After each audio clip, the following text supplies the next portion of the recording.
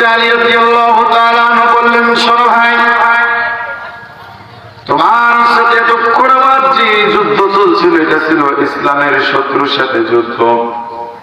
তুমি ছিলে ইসলামের শত্রু, আমি ছিলাম ইসলামের পক্ষে। তোমাকে হত্যা করলে তুমি জাহান্নামে চলে যাবে, ইসলাম জিন্দা হবে। আর তুমি এই মাত্র আমার মুখে যে থুতুটা নিক্ষেপ করলে, এই থুতু নিক্ষেপ করার কারণে তুমি ইসলামের শত্রু না হয়ে আমি আলী রাদিয়াল্লাহু তাআলা আনহুর ব্যক্তিগত শত্রুতে পরিণত হয়েছো। এজন্য তোমার গায়ে আর অস্ত্র চালানো যাবে না। চিৎকার দিয়ে বলেন সুবহানাল্লাহ। কি ভাই, কি বলেন? কি আমি থুতু দিলাম এজন্য আপনার অস্ত্র থেমে গেল? এটাই ইসলাম। আপনার উপরে আমার এখন ব্যক্তিগত ক্রোধ এসেছে। এখন যদি আপনাকে হত্যা করি তাহলে আমি খুনের দায়ে আসামি হব আল্লাহর দরবারে। কার দরবারে? আল্লাহর দরবারে। কারণ আমার মনের খবর আল্লাহর আমি ছাড়া কেউ জানে না। যদু সবাই তোমাকে কাফের বলে, তোমাকে খুনি বলে সাব্যস্ত করবে, আর আমাকে একজন বীর বলে সাব্যস্ত করবে, কিন্তু না, আমি যদি তোমাকে এখনো হত্যা করি তাহলে তুমি হত্যা হলে আমি তোমার খুন করলাম, এটা হবে না। এটা কখনো ইসলাম হতে পারে না। ব্যক্তিগত রাগ, কার উপরে প্রেশার ক্রিয়েট করা ইসলামের আদর্শ না। তাহলে কি করবা ভাই? এটা যদি ইসলাম হয়, আলী রাদিয়াল্লাহু তাআলা তার বুকের উপর থেকে লেপে পড়লেন, ওকে দাঁড়িয়ে বলল, হুজুর আলী রাদিয়াল্লাহু তাআলা আপনাকে নবী মুহাম্মদের কাছে নিয়ে চলেন। নবী মুহাম্মদের কাছে নিয়ে যাওয়া হলো। বিস্তারিত ঘটনা খুলে বললেন। বললে, ইসলাম যদি এত উদার হয়, ইসলাম যদি এত সহনশীল হয়, ইসলাম যদি এত স্যাক্রিফাইস হয়, ও নবী মুহাম্মদ সাল্লাল্লাহু আলাইহি সাল্লাম আমাকে পড়িয়ে দেন লা ইলাহা ইল্লাল্লাহু মুহাম্মাদুর রাসূলুল্লাহ সাল্লাল্লাহু আলাইহি ওয়াসাল্লাম। কি আমরা কি সেই ইসলাম পালন করতে চাই নাকি? সেই উদারতার ইসলাম, সেই কোরআন, সেই হাদিস, সেই নবীর আদর্শ এখনো পৃথিবীতে বিদ্যমান রয়েছে, এখনো কোরআন অক্ষত অবস্থায় রয়েছে। আসেন না কোরআনের ছায়াতলে, আসেন না রাসূলের আদর্শ, আপনার জীবনের সমস্ত পাপ পঙ্কিলতা আমার আল্লাহ একেবারে ধুয়ে মধ্যে সাফ করে আপনাকে পবিত্র করে হযরত ওমর রাদিয়াল্লাহু তাআলা নিষ্পাপ করে দিলেন। চিৎকার বলেন সুবহানাল্লাহ। কি ইতিহাস রচনা করে গেছেন হযরত ওমর। ঘোষণা হয়ে গেল, নবীর কাল্লাটি আনতে পারবে, উট দেওয়া হবে, টাকা দেওয়া হবে, গাড়ি দেওয়া হবে, সুন্দর বাড়ি দেওয়া হবে, অনেক পুরস্কার দেওয়া হবে। কেউ দাঁড়াতে সাহস পায় না। ওমর দাঁড়িয়ে গেল নাঙ্গা তরবারি নিয়ে। ইতিহাস জানা আছে না নাই? জোরে বলেন।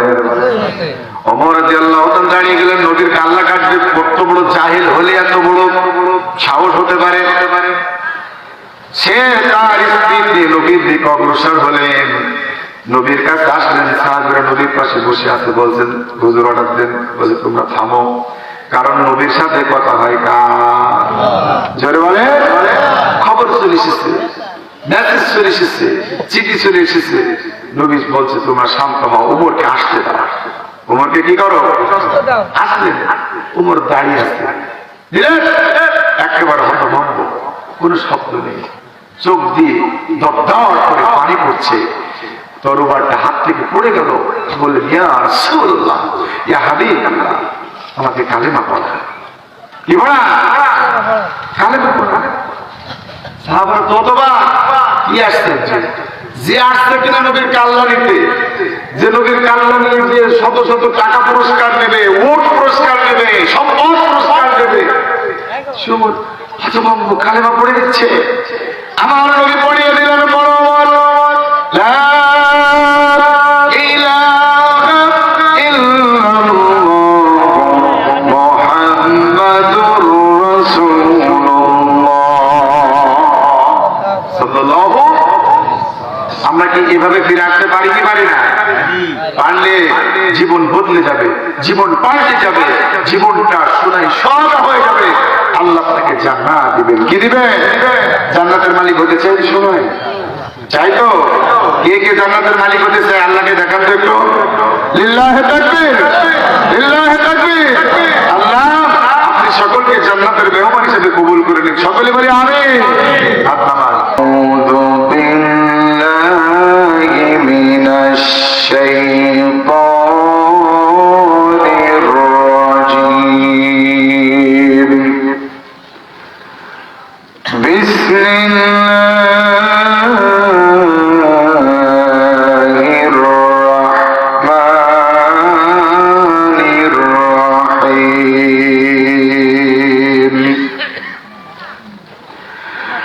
আলহামদুলিল্লাহিল্লাযী খালাকাস সামাওয়াতি ওয়াল আরদা ওয়া জা'আলাল যুলুমাত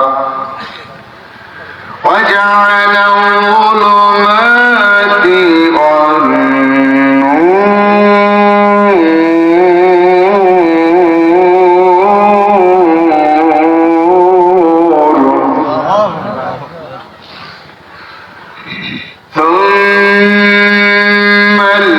الذين كفروا بربهم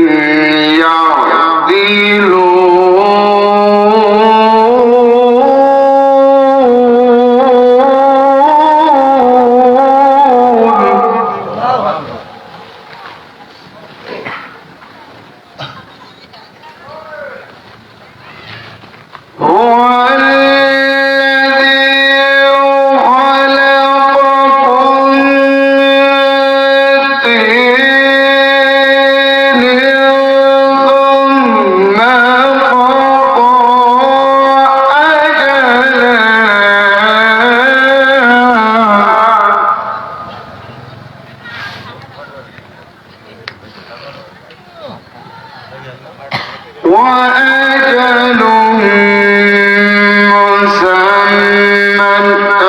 عنده ثم أنتم تنظرون.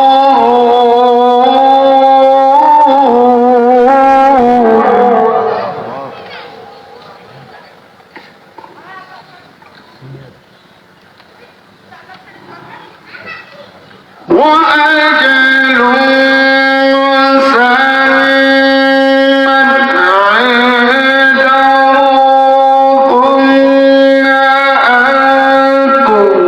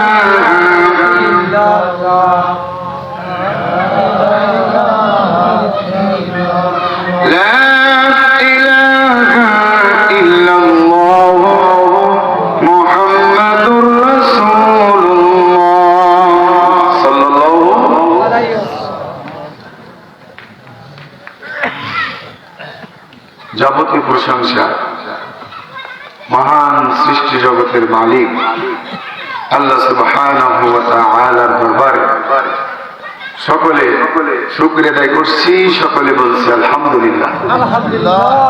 আরেকটা আওয়াজ দিয়ে বলে আলহামদুলিল্লাহ। কথা বলার শক্তি দিয়েছেন কে? চলার শক্তি দিয়েছেন কে? বলার শক্তি দিয়েছেন কে? দেখার শক্তি দিয়েছেন কে? হাত দিয়ে ধরার শক্তি দিয়েছেন কে? পা দিয়ে চলার শক্তি দিয়েছেন কে? এই মাথার ভিতরে যে বিবেক, বুদ্ধি, আকল, জ্ঞান, এলেম এগুলো দান করেছেন কে? জমিনের মালিককে। ওই বিশাল বিস্তীর্ণ আকাশের মালিককে। এই যে বিশাল জমিনের মাঝখানে একটা বাতাস প্রবাহিত হয়, এই বাতাসের মালিককে। সকালবেলা পূর্ব দিগন্ত থেকে সূর্য উদিত হয়, এই সূর্য উঠানকে।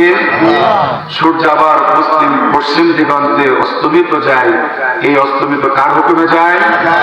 আকাশে রাত্রবেলা চাঁদ উঠানকে। রাতের আধার আনেন কে? দিনের আলো প্রকাশিত করেন কে?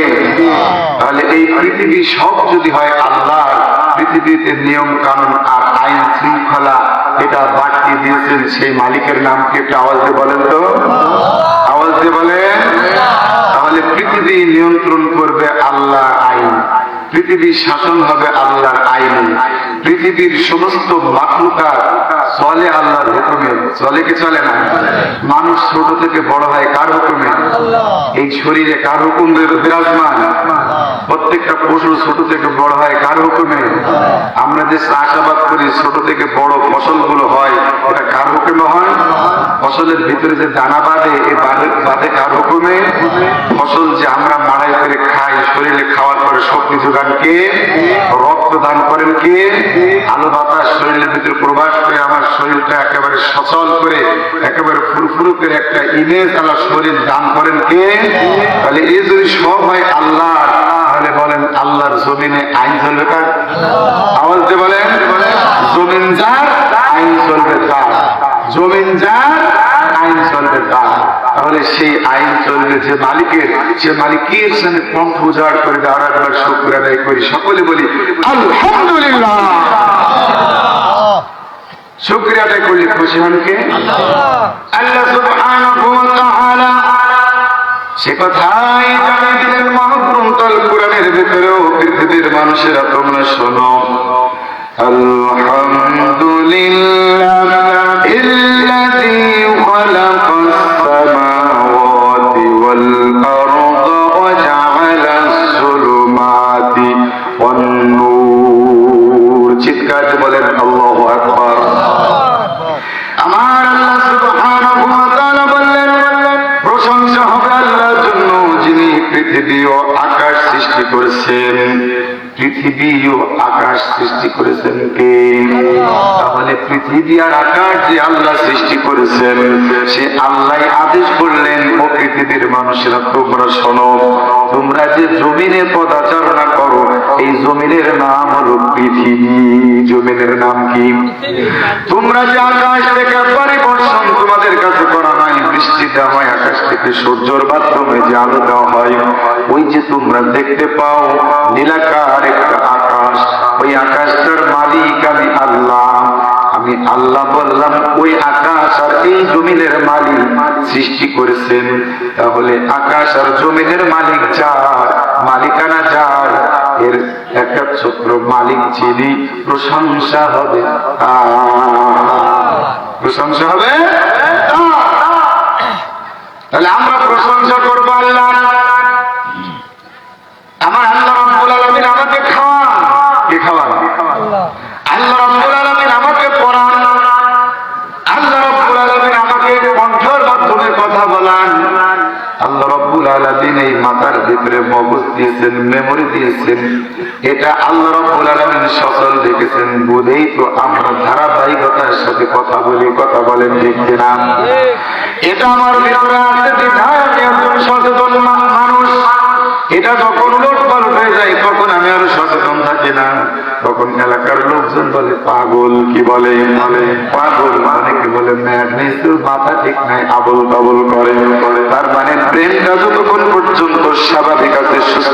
সুন্দর আছে, ততক্ষণ পর্যন্ত আপনি সুস্থ মস্তিষ্কের একজন মানুষ।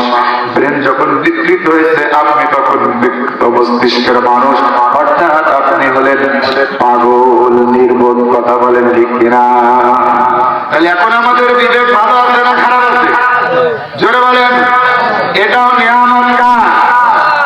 আমাদেরকে সুস্থতার নিয়ামত আল্লাহ রাব্বুল আলামিন দান করলেন। সে মহান রব্বুল আলামিন দান করে বলছেন, ও পৃথিবীর মানুষেরা শোনো, ওয়া জাআলা যুলুমাতি ওয়ান নূর।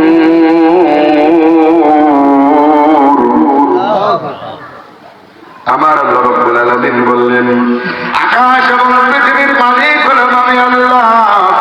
আমি আল্লাহ দুনিয়া সৃষ্টি করেছি, আকাশ সৃষ্টি করেছি, এবং অন্ধকার আলো, অন্ধকার আলোর উৎপত্তিও ঘটাইছি আমি। আকাশ আর জমিন সৃষ্টি করেছি আমি, রাত এবং দিনও দিয়েছি। কে দিয়েছে? রাত এবং দিনও দিয়েছে আমি। জুলুমাত মানে অন্ধকার, নূর মানে আলো। এখানে যদি আমরা একটু বিশ্লেষণ করি, আল্লাহর সৃষ্টিগত রাত এবং দিন নিয়ে একটু আমরা আলোচনা করি। এখানে আল্লাহ রাব্বুল আলামিন বললেন, জুলুমাত অন্ধকার দান করেছি আমি, এবং নূর দিনের আলো দান করেছি আমি। এখন আল্লাহ রাব্বুল আলামিন দিনের আলোকে দান করলেন। আমাদের স্বাভাবিক কাজ কারবার, চলাফেরা, ব্যবসা বাণিজ্য, চাকরি বাকরি, খেতে খামার আছে না নাই? সব জায়গায় আমরা কাজ করবো, পদচারণা করবো, আমরা দিন দিনাতিপাত করবো এবং অর্থ উপার্জন করবো, সম্পদ জোগাড় করবো, কাজ করবো। এই কাজ করার জন্য আল্লাহ দিনের আলো দিলেন। এই দিনের আলো দিলেন আল্লাহ রাব্বুল আলামিন আল্লাহর প্রশংসা করার জন্য, না নাফরমানি করার জন্য? কথা বুঝতে পারছেন? আমাদের একটা বিশাল স্বভাব খারাপ, মানে গরম না দিলে, জোরে না বললে, ধমক না দিলে কেউ কথা শোনে না।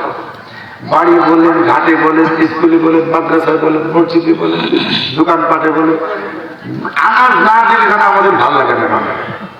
একটা অভ্যাসের রূপ নিয়েছে। কথা বলে দেখবে না, কিন্তু আসলে আনাজ দেবো কেন? কার দেবো? কি আনাজ দেবে? কাকে আনাজ দেবে? কখনো না। এখান থেকে আমাদেরকে ফিরে আসতে হবে। কথা বলে দেখবে না। কোরআন হচ্ছে মানুষের জন্য ঔষধ।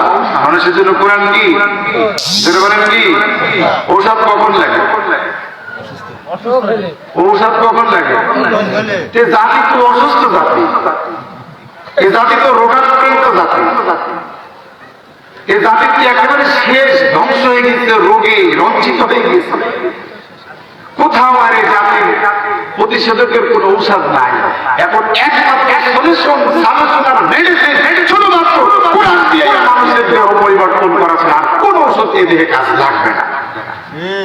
লাগবে না। আমরা দেখেছি পৃথিবীর বুকে কত মানুষ এসেছে, কত রাজা বাচ্চা এসেছে, কত শাসক এসেছে, শাসন করেছে, নিপীড়ন করেছে, অত্যাচার করেছে, দুনিয়ায় শান্তি দেওয়ার জন্য এক জাতি আর এক জাতিকে দমন পীড়ন করেছে। কেউ শান্তি হতে পারে না। পেরেছে? অন্ধকার অমানিসাই দূরীভূত সমাজ, জাহেলিয়াতের অন্ধকারে নিমজ্জিত এমনই এক সময় আমার নবীর আগমন ঘটল আরবের বুকে, মক্কা নগরীতে। কথা বলে দেখে না, নবীর আগমন ঘটল। সেই নবীর কাছে আসলো কি? আল্লাহর কোরআন। কি আসলো? আল্লাহর কোরআন। নবীকে বলা হলো, হে নবী আপনি বলেন, মানুষের কাছে গিয়ে, মানুষের দ্বারে দ্বারে মানুষের পূর্ণ করে পৌঁছে দেন, লা ইলাহা ইল্লাল্লাহ মুহাম্মাদুর রাসূলুল্লাহ সাল্লাল্লাহু। সেই দাওয়াত আদম আলাইহিস সালাম হতে শ্রেষ্ঠ নবী মুহাম্মদ রাসূলুল্লাহ সাল্লাল্লাহু আলাইহি সাল্লাম পর্যন্ত ধারাবাহিকতায় একই মেসেজ তামাম পৃথিবীর কাছে পৌঁছে দেওয়া হয়েছে। কথা বলে দেখে না, এই দাওয়াত আমাদের কাছে এসেছে কিনা? আমরা যদি পূর্বে একটু পড়লাম, লা ইলাহা ইল্লাল্লাহ, পড়েছে কিনা? নাই কোনো ইলাহ নাই, নাই কোনো আইনদাতা নাই, নাই কোনো বিধানদাতা নাই, নাই কোনো শাসক নাই, নাই কোনো বিচারক নাই, একমাত্র আল্লাহ ছাড়া। কি ছাড়া?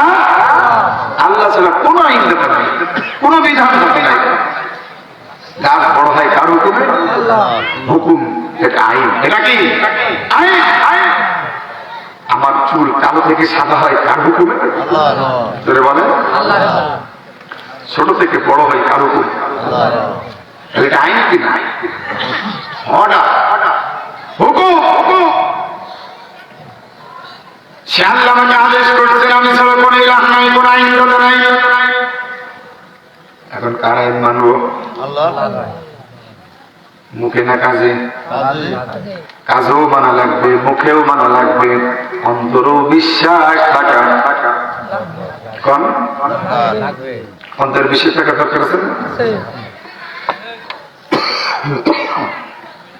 তিনটে সমষ্টি মান, তিনটা একত্রিত করলে হয় না।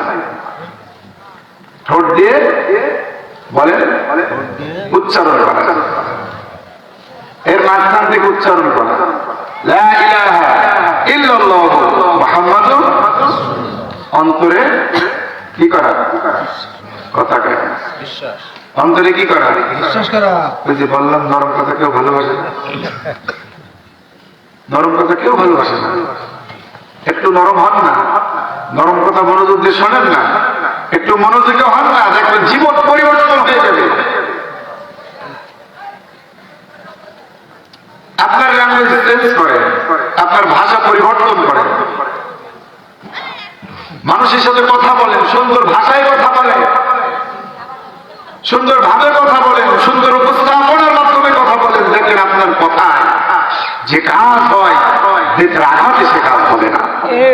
কথা বলে দেখে না, মানুষকে বোঝান, সুন্দরভাবে মানুষকে ডাকেন, সুন্দর ভাষায় বলেন।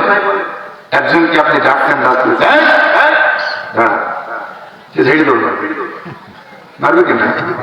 আপনি দেখতেন বাবা এই শোনা, এই মধু, এই দাঁড়াতে দাঁড়াতে কথা আছে। যদিও দেখে যে লোক অপরিচিত, যদিও ভাব বললাম, কিন্তু ভাষার কারণে সে আপনার কাছে এসে জিজ্ঞেস করবে কি বলছে। কথা বলেন লিখে না, বলবে কি বলবে না? আপনি আসেন, ইসলাম উদারতার গর্বে ইসলাম দাঁড়িয়ে আছে, আপনাকে আহ্বান করছে, আপনাকে হাত ছাড়ি দিচ্ছে। যুদ্ধের ময়দানে রণাঙ্গনে যুদ্ধ চলছে, অস্ত্রের পর অস্ত্র পর্যাঘাত চলছে সাহাবীদের সাথে। আমার নবীর জামাতা আলী রাদিয়াল্লাহু তাআলা আনহু একজন কাফেরের সাথে যুদ্ধ চলছে,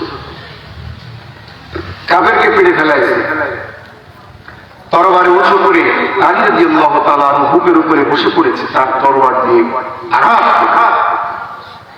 প্রতিমধ্যে কাফের তার মুখে থুতু আলী রাদিয়াল্লাহু তাআলার মুখে নিক্ষেপ করেছে। কি নিক্ষেপ করেছে? থুতু নিক্ষেপ করেছে। হযরত আলী রাদিয়াল্লাহু তাআলার মেজাজ সঙ্গে সঙ্গে নিয়ন্ত্রণ চলে এসেছে। অস্ত্র যেখানেই রানিং ছিল ওখানেই অস্ত্র দেখ দেখ,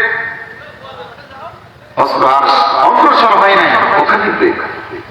জিজ্ঞেস করা হলো কি ব্যাপার, আপনি আমাকে পেড়ে ফেললেন, অস্ত্র আমার উপরে তাক করলেন, বুকের উপরে চড়ে বসলেন, আপনি অস্ত্র থামালেন কেন? কি সাথে অস্ত্র থামালেন? হযরত আলী রাদিয়াল্লাহু তাআলা আনহু বললেন, শোনো ভাই, তোমার সাথে এতক্ষণ আমার যে যুদ্ধ চলছিল এটা ছিল ইসলামের শত্রুর সাথে যুদ্ধ। তুমি ছিলে ইসলামের শত্রু, আমি ছিলাম ইসলামের পক্ষে। তোমাকে হত্যা করলে তুমি জাহান্নামে চলে যাবে, ইসলাম জিন্দা হবে। আর তুমি এই মাত্র আমার মুখে যে থুতুটা নিক্ষেপ করলে, এই থুতু নিক্ষেপ করার কারণে তুমি ইসলামের শত্রু না হয়ে আমি আলী রাদিয়াল্লাহু তাআলা আনহুর ব্যক্তিগত শত্রুতে পরিণত হয়েছো। এজন্য তোমার গায়ে আর অস্ত্র চালানো যাবে না। চিৎকার দিয়ে বলেন সুবহানাল্লাহ। কি ভাই কি বলেন? কি আমি থুতু দিলাম এজন্য আপনার অস্ত্র থেমে গেল? এটাই ইসলাম। আপনার উপরে আমার এখন ব্যক্তিগত ক্রোধ এসেছে, এখন যদি আপনাকে হত্যা করি তাহলে আমি খুনের দায়ে আসামি হব আল্লাহর দরবারে। কার দরবারে? আল্লাহর দরবারে। কারণ আমার মনের খবর আল্লাহর, আমি ছাড়া কেউ জানে না। যদিও সবাই তোমাকে কাফের বলে, তোমাকে খুনি বলে সাব্যস্ত করবে, আর আমাকে একজন বীর বলে সাব্যস্ত করবে, কিন্তু না, আমি যদি তোমাকে এখনো হত্যা করি তাহলে তুমি হত্যা হলে আমি তোমার খুন করলাম, এটা হবে না। এটা কখনো ইসলাম হতে পারে না। ব্যক্তিগত রাগ, কার উপরে প্রেশার ক্রিয়েট করা ইসলামের আদর্শ না। তাহলে কি করবা ভাই? এটা যদি ইসলাম হয়। আলী রাদিয়াল্লাহু তাআলা তার বুকের উপর থেকে লেপে পড়লেন, ওকে দাঁড়িয়ে বলল, হুজুর আলী রাদিয়াল্লাহু তাআলা আপনাকে নবী মুহাম্মদের কাছে নিয়ে চলেন।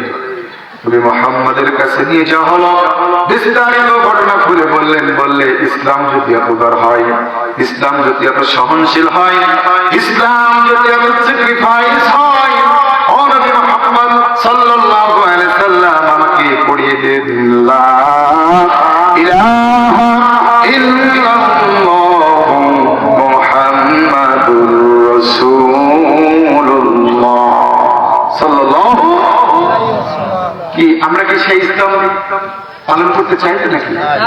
সেই উদারতার ইসলাম, সেই কোরআন, সেই হাদিস, সেই নবীর আদর্শ এখনো পৃথিবীতে বিদ্যমান রয়েছে, এখনো কোরআন অক্ষত অবস্থায় রয়েছে।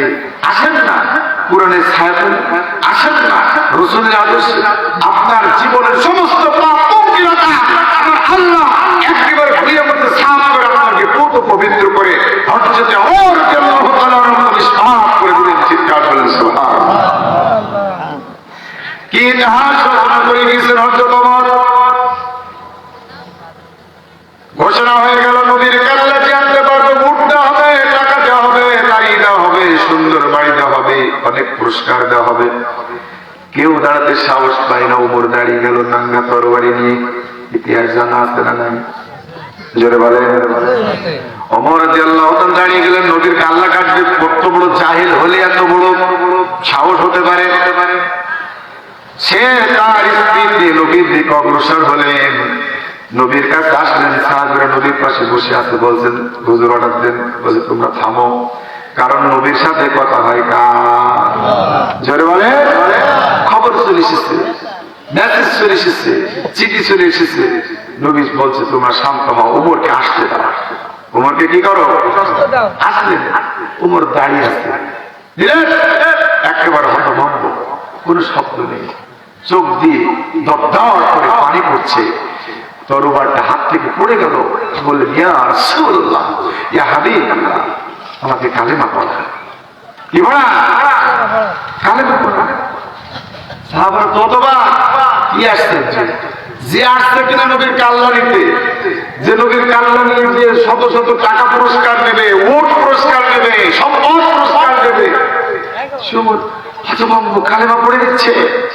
আমার নবী পড়িয়ে দিলেন বরাবর লা ইলাহা ইল্লাল্লাহ মুহাম্মাদুর রাসূলুল্লাহ সাল্লাল্লাহু। আমরা কি এভাবে ফিরে আসতে পারি কি পারি না? পারলে জীবন বদলে যাবে, জীবন পাল্টে যাবে, জীবনটা সোনায় সোহাগা হয়ে যাবে। আল্লাহ তাকে জান্নাত দিবেন। কি দিবেন? জান্নাতের মালিক হতে চাই সময় চাই তো? কে কে জান্নাতের মালিক হতে চায়? আল্লাহকে দেখান তো একটু। লিল্লাহি তাকবীর, লিল্লাহি তাকবীর। আল্লাহ আপনি সকলকে জান্নাতের মেহমান হিসেবে কবুল করে নিন। সকলে বলি আমিন। হাত নামান। আল্লাহ আমাদের সকলকে কবুল করুন। ফজরের নামাজ আর কাজা করা যায় না। কোন নামাজ? আওয়াজ দিয়ে বলেন। কখন পড়তে হয় বলেন তো? কখন কখন? হাসলে হবে না, হাসলে হবে না। বড় লস, বড় ক্ষতি, বড় অসহায়, বড় বিপদে ফজরের নামাজ কাজা করা যাবে না, ফজরের নামাজ ছাড়া যাবে না। আপনি অসহায়, অসহায়, চিন্তা করলে আপনি অসহায়। নামাজ কাজা করে কখনো জান্নাত পাওয়া যাবে না, জান্নাত পাওয়া যাবে না। আসসালাতু মিফতাহুল জান্নাহ। বলেন আসসালাতু মিফতাহুল জান্নাহ। সবাই বলেন আসসালাতু মিফতাহুল জান্নাহ। নামাজ বেহেশতের চাবি। নামাজ বলেন নামাজ বেহেশতের চাবি। বেহেশতে খুলবে কিসে? চাবি। এখন চাবি কি? নামাজ। নামাজ, নামাজ নাই তাহলে বেহেশতে কি খুলবে? আপনারা বলেন খুলবে, খুলবে। মিফতাহুস সালাতি আতুহু। মিফতাহুস সালাতি আত-তুহুর, পবিত্রতা নামাজের চাবি। পবিত্রতা নামাজের চাবি। পবিত্র না হলে নামাজ হবে না। কি হবে না বলেন? কি হবে না? প্রস্তাব ফেললাম মাঠে ঘাটে জায়গায় হোক না কেন, প্রস্তাব ফেললাম, ঢেলার কি মাঠে অভাব আছে? না। কাপড়টা নাপাক করে বেরিয়ে চলে আসলেন, নির্লজ্জ বেহায়া হয়ে গেলাম। এটা ঘৃণিত কাজ, জঘন্য কাজ, একেবারে অপদস্থ। আপনার মাথায় যদি আকল থাকে, বিবেক থাকে, আপনার প্রস্তাব আপনার কাপড়ে লাগাবেন? লাগাবেন? আর লাগাবেন? যা ঘটে গেছে গেছে, আর যাবে যাবে। প্রস্তাবের পরে আল্লাহ রাব্বুল আলামিন আরেকটা রাস্তা দিয়েছেন। ওই রাস্তাতে যেটা বের হয় ওইটার পরে কেন পানি ব্যবহার করেন? ওইটাও তো ওইভাবে উঠে যাওয়ার দরকার ছিল। যেভাবে প্রস্তাবের উঠে চলে গেলেন ওটা ওইভাবেই নিয়ে যান। দেখি আপনি কিরাম চলতে পারেন, মানুষের ভিতরে কিরাম বসতে পারেন, দোকানপাটে কিরাম আড্ডা দিতে পারেন। পিটিয়ে আপনাকে পাগল করে রাস্তায় দাঁড়িয়ে দেবে। কথা বলেন ঠিক কিনা? তাহলে আজ থেকে আর প্রস্তাব কাপড়ে লাগবে? কোন পুরুষ মানুষের প্রস্তাব কাপড়ে লাগবে কি করে? নামাজের জন্য আপনাকে আহ্বান করলে আপনি বলেন কাপড় ঠিক নেই। নির্লজ্জ, নির্লজ্জের মধ্যে আপনি বলেন কাপড় ঠিক নেই। লজ্জা থাকার দরকার ন্যূনতম, ঘৃণা থাকার দরকার ন্যূনতম। কথা বলেন ঠিক কিনা? আসসালাতু মিফতাহুল জান্নাহ। নামাজ আপনি পড়বেন না, আপনার জান্নাতে তালা মারা থাকবে, জীবনেও বলতে পারবেন না। মিফতাহুস সালাতি আত-তুহুর। আপনি পবিত্র হবেন না, আপনার ইবাদত কবুল হবে না। তাহলে পবিত্রতার প্রয়োজন আছে না নাই? জোরে বলেন আছে না নাই? আরেকটা হাদিস দেখেন সংক্ষেপে, আত-তুহুরু শাতরুল ঈমান। তিনটা হাদিস দেখেন একই কোয়ালিটির। আত-তুহুরু শাতরুল ঈমান, পবিত্রতা ঈমানের অঙ্গ। পবিত্রতা কিসের অঙ্গ? আপনি যদি পবিত্র নাই থাকেন, আপনি যদি বিড়ি গাঁজা মদ সব কিছু খেয়ে গায়ে দুর্গন্ধ সৃষ্টি করেন, তাহলে আপনি পবিত্র না অপবিত্র? জোরে বলেন পবিত্র না অপবিত্র? তাহলে অপবিত্র থাকা যাবে না। মুসলমানের গায়ে যদিও ময়লা থাকে, মুসলমানের গায়ে যদি দুর্গন্ধ বের হয়, মুসলমান যখন জুবান দিয়ে বলে লা ইলাহা ইল্লাল্লাহ মুহাম্মাদুর রাসূলুল্লাহ, চিৎকার করে সুবহানাল্লাহ, চিৎকার করে সুবহানাল্লাহ। মুসলমানের গায়ে দিয়ে দুর্গন্ধ বের হোক, মুসলমানের গায়ে দিয়ে যাই বের হোক না কেন, মুসলমান মুখে যদি জুবানে যদি কালেমা পড়ে, ও মুসলমান পবিত্র। মুসলমান কি বলে? পবিত্র। তাহলে আমরা সকলে পবিত্র। লিল্লাহি তাকবীর, লিল্লাহি তাকবীর। প্রধান বক্তার আগমন, আব্দুল্লাহ মামুন সাহেবের আগমন, গলাবাড়িয়া খানপাড়ার পক্ষ থেকে, গলাবাড়িয়া খানপাড়ার পক্ষ থেকে লিল্লাহি তাকবীর। আপনারা কথা কি বুঝতে পেরেছেন? তাহলে আমার শরীর পবিত্র থাকবে, জুবান পবিত্র থাকবে কালেমা দ্বারা, শরীর পবিত্র থাকবে কি দ্বারা? নাপাকি থেকে নিজেকে পবিত্র রাখার মাধ্যমে। আপনার জুবান দিয়ে যখন কালেমা বের হয়েছে আপনি মুসলমান, আপনি পবিত্র। এর প্রাণমূল সাধারণ ঈমান, সামাজিক পবিত্রতা আপনার প্রয়োজন। এজন্য পরিষ্কার পরিচ্ছন্নতা, স্বাচ্ছন্দ্য, পরিপাটি, এটা হচ্ছে ইসলামের একটি অঙ্গ। আপনার পরিবেশ সুন্দর রাখবেন, বাড়ি সুন্দর রাখবেন, নিজের পোশাক আশাক সুন্দর রাখবেন, এটা হচ্ছে আপনার দাম্ভিক পবিত্রতা। মিফতাহুস সালাতি আত-তুহুর।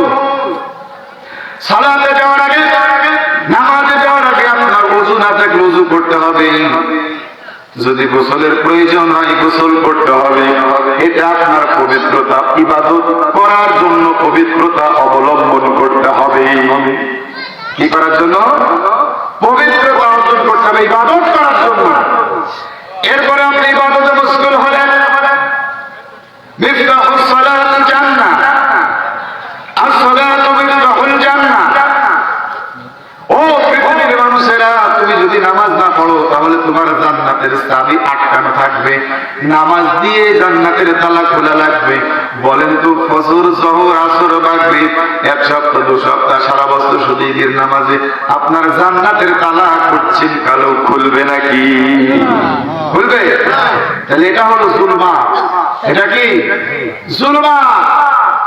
ওই অন্ধকার থেকে আমাকে বেরিয়ে আসতে হবে, এটা নূর, আলোর দিকে ধাবিত হতে হবে। আপনাকে জ্ঞানী হতে হবে, আপনাকে কোরআনের জ্ঞান অন্বেষণ করতে হবে।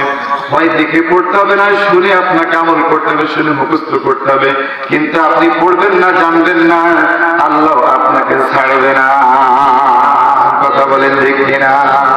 এজন্যই নবীর কাছে আল্লাহ রাব্বুল আলামিন পাঠালেন, ইকরা বিসমি রাব্বিকাল্লাযী খালাক খালাকাল ইনসানা মিন আলাক ইকরা ওয়া রাব্বুকাল আকরামুল্লাযী আল্লামা বিল কলম। কলমের মাধ্যমে, লিখার মাধ্যমে আল্লাহ রাব্বুল আলামিন আমার নবীকে জ্ঞান শিক্ষা দিয়েছেন। চিৎকার বলেন সুবহানাল্লাহ। তাহলে লিখারও দরকার, আবার মুখস্থর দরকার, দেখারও দরকার, শিখারও দরকার, বুঝারও দরকার, বুঝানোরও দরকার। কথা বলেন ঠিক কিনা? তাহলে আমরা এখন থেকে নিজের জীবনটা পরিবর্তন করব, নিজের আমল পরিবর্তন করব, নিজের জীবন জিন্দেগি সংসার পরিবার সকলকে পরিবর্তন করব। যদি নিজে নিজে পরিবর্তন না হয়, আহাল পরিবর্তন যদি না করতে পারি, তাহলে কিন্তু পরিত্রাণ পাওয়া যাবে না। ইয়া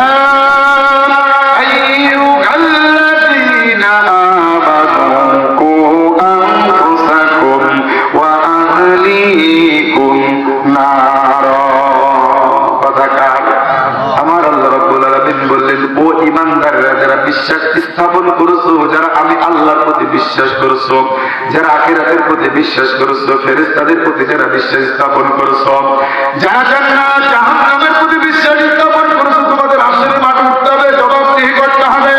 নবীদের প্রতি, কিতাবের প্রতি যারা বিশ্বাস স্থাপন করেছো, তাদেরকে আমি আহ্বান করে বলছি, কু আনফুসাকুম ওয়া আহলিকুম নারা, জাহান্নামের আগুন থেকে নিজে আগে বাঁচো, তারপরে তোমার পরিবারকে জাহান্নামের আগুন থেকে বাঁচাও, আহলদেরকে জাহান্নামের আগুন থেকে বাঁচাও। আমরা তমাম পৃথিবীতে কোরআনের জ্ঞানে রেখে দিয়েছি, তারা তমাম পৃথিবীতে উদার মন নিয়ে, উদার কণ্ঠে, বজ্র কণ্ঠে আল্লাহর দিকে আহ্বান করছে তমাম পৃথিবীবাসীকে, ও পৃথিবীর মানুষেরা সকলে চলে আসো, আমরা জাহান্নামের আগুন থেকে নিজেরাও বাঁচতে চাই, আপনাদেরও বাঁচাতে চাই। কথা বলেন ঠিক কিনা? তাহলে জাহান্নামের আগুন থেকে বাঁচবো কি বাঁচবো না? বাঁচবো কি বাঁচবো না? ওই যে একটা উদাহরণ দিয়েছিলাম আমি, একজন কৃষক, তার হাল চাষ করার খুব শখ, বাজারে গিয়েছে আপনার মনে করেন খালিশপুর অথবা চৌগাছা গান্না, ওখান থেকে 2টো এড়ে গরু কিনেছে, 2টো এড়ে গরু 6টা করে দাঁত। কয়টা করে দাঁত? যদি বলেন কয়টা করে দাঁত? গরু আছে এই, কিন্তু নাংলা না, কোন রকম একটা পাঁচি চাষি গাড়ি দিয়ে কোন রকম কাজ একটু দাগ করিয়ে নাংলা বলে আপনার কাছে বেশি দিল 3 লাখ টাকায়। আপনি আনন্দে আনন্দে 2টো পেয়ালা গরু কিনে নিয়ে চলে আসলেন, একই রঙের, একই ঢঙের, একই রকম সুস্থতা, শরীর স্বাস্থ্য ভালো, বাড়ি নিয়ে চলে আসলেন। এই যে বাড়ি এনে পরে মাঠে চলে গেলেন, একেবারে না হলে ওই গরু আপনার সুন্দর করে 2-3 বিঘা হাল চাষ করে ছেড়ে দেবে, দেবে? আপনার চাষ করতে ওই গরু আমার না বললে হয় কাদার প্রতি খালি বইতে আপনার চাষ করা লাগবে। কথা বলেন ঠিক কিনা? জুয়াই কাজে দেওয়া লাগবে, পেছনীয় কায়দা মতো থাকতে হবে, তারপরে নড়ি সব কিছু কায়দা মতো থাকাও, তারপরে ওই যে নিজের না কি বলে ধরেন নাম কি, পেছনে ধরেন নাম কি, আমি তো শশীর এটা বলবো, আরো যেটা এরকম লম্বাকে থেকে ওই দড়ির ভিতরে পড়িয়ে দেয়, আর নিজের কৃষক পেছন দিকে সুন্দর করে ধরেছে। গরু কিন্তু কোন রকম নাংলা, ভালো নাংলা না। কয়টা গরু? জোরে বলেন কয়টা? আরো জোরে বলেন কয়টা? কয় দাঁত? জোরে বলেন। খুব ভদ্র গরু, নাঙল চাষা অভ্যাস নেই। কৃষক কিন্তু দেখছে, যদি আমি নিজের মাটির বুকো ফাল খাড়া করে সোজা করে খেতে না ধরি, ও কোন নিজে দৌড় মারে তার ঠিক নেই, এই পায়ে লাগে না ওই পায়ে লাগে, ফাল লাগলেই তো আমার 3 লাখ গেল। কথা বলেন ঠিক কিনা? যার পায়ে লাগুক গেলে ওরে ধর্ম নিরপেক্ষ তোমাদের পায়ে ফাল লাগলো ক্ষতি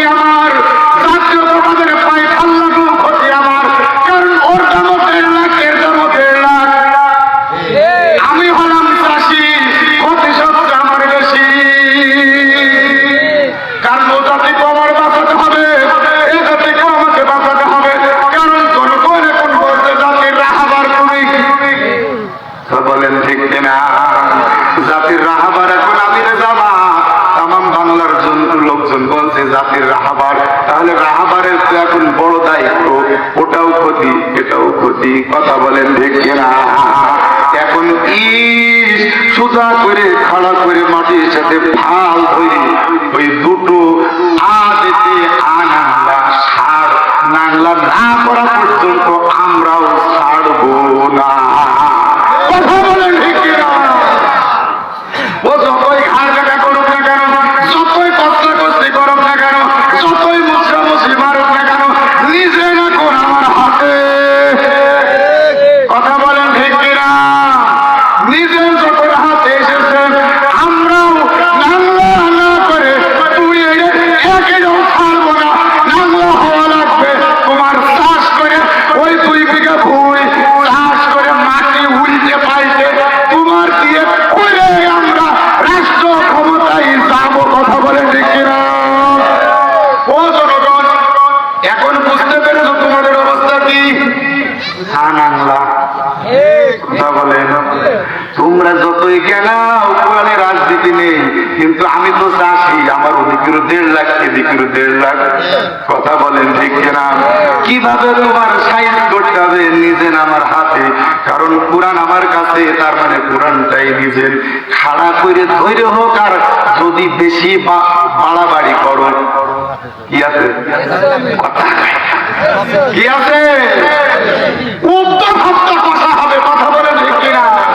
এদিকেও কেমন কষা হবে, ওদিকেও কেমন কষা হবে, তারপরেও যদি না হয় নাকের মধ্যে কোন সুই দিয়ে নাকালি করে ওর ভিতরে দড়ি টেনে ওইটা জোয়ারের সাথে বাঁধা হবে, কথা বলেন ঠিক কিনা? রাজি আছো জনগণ? কারণ তোমরা দুটোই 6টা, দুটোই আনাংলা,